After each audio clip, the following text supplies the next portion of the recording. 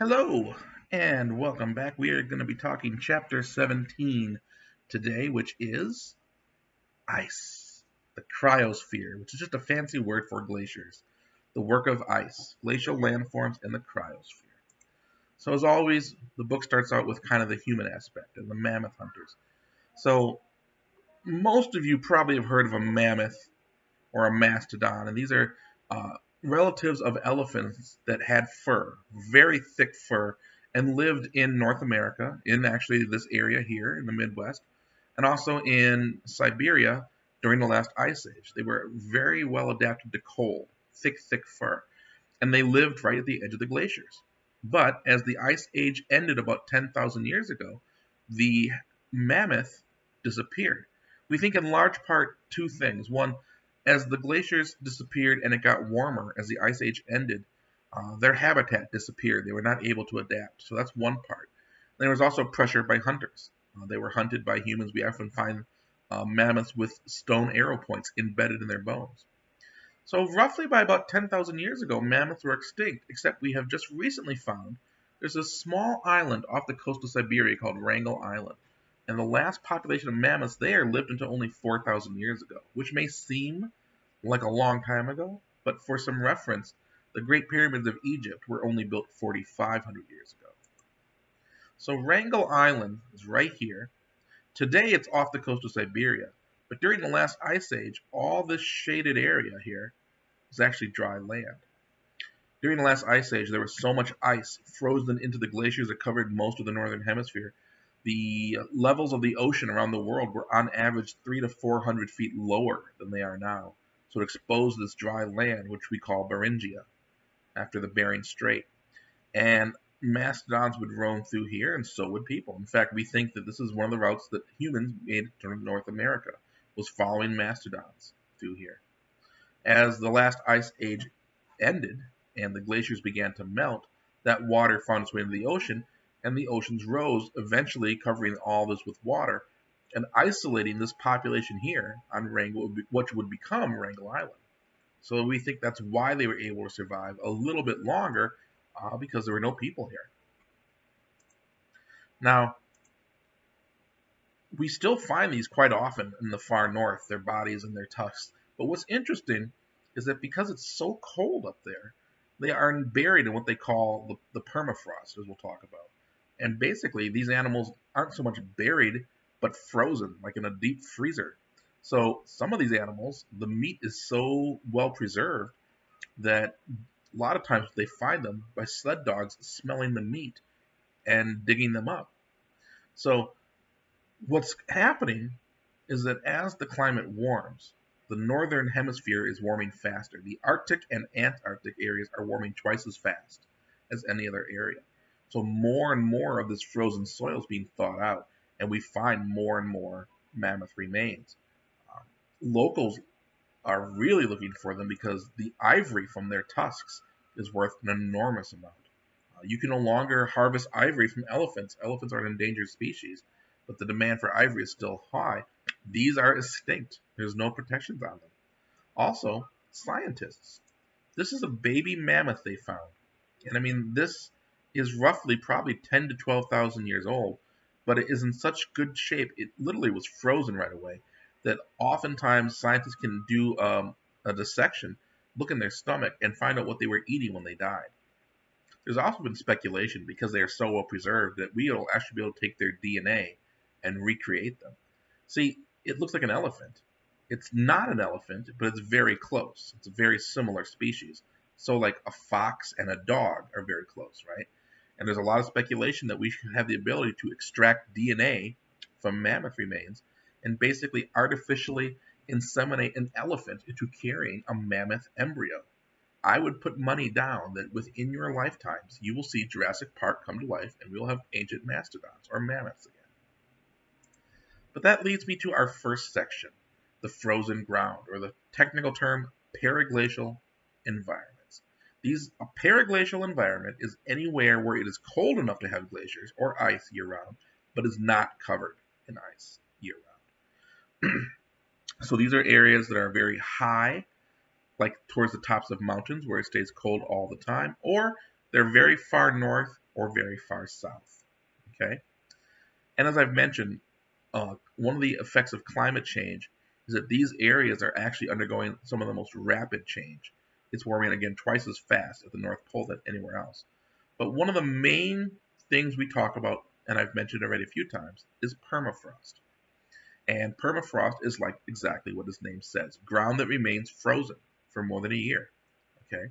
Now, we say frozen ground. The ground itself can't actually freeze. Rocks don't freeze, but what does freeze is any water in the soil. Basically freezes in place the sand, the dirt, the rocks. So this is no different than when you're here in the winter, right? In the fall, the ground is wet and muddy. We have a couple cold nights and that mud freezes rock hard. That's what frozen soil is. It's the water in the soil that's freezing. And it looks kind of like this, frozen right here.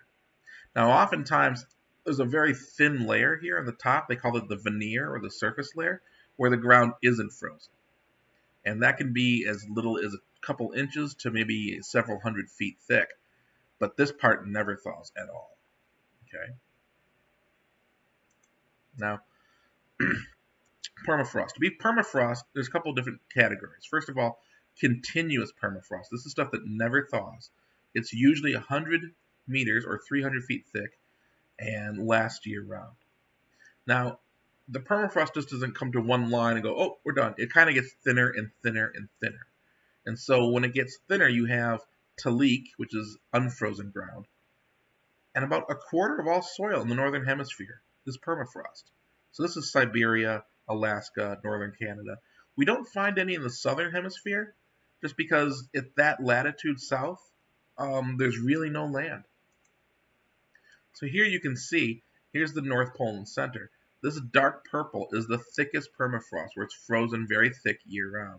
And as you go south or away from the pole, it gradually gets thinner. So the northern half of Alaska, almost all of Siberia, parts of Norway, and Greenland.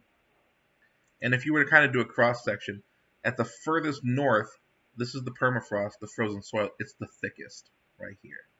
Very thin layer on the top. And as you go further south, it gets thinner. It breaks up a little bit until it finally eventually just kind of dissipates. The active layer also gets thicker the further south you get. Now, we have two types of ecosystems we talked about, or biomes, in the far north. That is the tundra and the boreal forest. We talked a little bit about these. So in the tundra, it's just grass and small shrubs and flowers, no trees. And that's because the ground here is the thickest permafrost. This ground never freezes. The active layer at the most is a couple feet deep. Trees' roots can't grow through the ice. So here there is just not enough room for the trees to grow. They would literally fall over. So the soil has to be pretty thick for the boreal forest.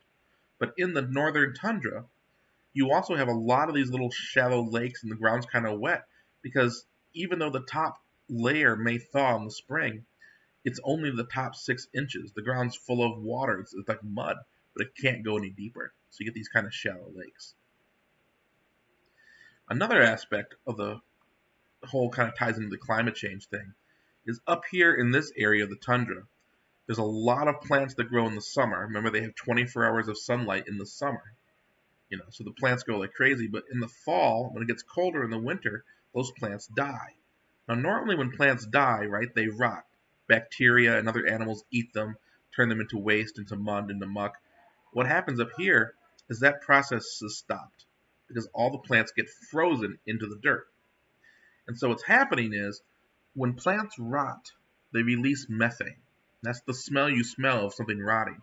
But because the permafrost kind of freezes that in place, there's a lot of methane that's actually stored, frozen in that soil. One of the concerns scientists have is this feedback loop. In other words, as it gets warmer in the poles, as we see more and more thawing of the permafrost, more methane will be released. And the concern with that is methane is usually 80 to 90 times more effective as a greenhouse gas than carbon. So more methane will make the atmosphere thicker, which will lead to more heating, more greenhouse effect heating, which will thaw more soil, releasing more methane, which will increase the heating. And they're worried about this runaway feedback loop. We think up to almost 2 trillion metric tons of methane could be frozen and could be released. There are some unique landscape features we see in these areas. I love this one. It's called a pingo. Just sounds fun to say. It's a hill, but in reality, inside this hill is a big chunk of ice. So this is just a dirt covered ice cube, really. We often see these patterned grounds in areas where there's like no ground cover, no grass, maybe bare dirt. And if the ground freezes and thaws over time, it kind of forms these hexagon shapes. But my favorite one has to be the drunken trees. They're kind of leaning over like that. What happens is the closer you get to the permafrost, the thinner that layer of ground gets, which means that there's less room for the tree to put down their roots. And if trees don't have deep, widespread roots, they can tip and fall over easy. So you get these kind of weird forests right at the edge. There's not many people living in the permafrost. It's really cold. You can't really grow anything. So most of the human presence, as we talked about, is transportation to get places, going through the permafrost, and engineering that can be a challenge because everything that humans build gives off a little bit of heat. I mean, we like to be warm. So if you build a house and you have to heat it, that house is going to give off heat. Well, you really can't dig into the ground. It's frozen. So you build your house on top of the frozen ground. That's fine. But if it gets too warm, that'll melt the ground underneath you and your house could actually sink into the ground or become unstable. If you're building a railroad and you don't account for this, the railroad tracks can actually become unaligned and the train could go off the rails. So they have to do special engineering tricks. One thing they've done here, this railway you see in the map, this is the Tibet Railway in China. It goes through some very, very cold areas. They have refrigerator lines built into the ground under the track to help keep this ground from thawing. Well, we're going to leave this right here. That was part 1. So I'm going to pause and we'll come back with part 2.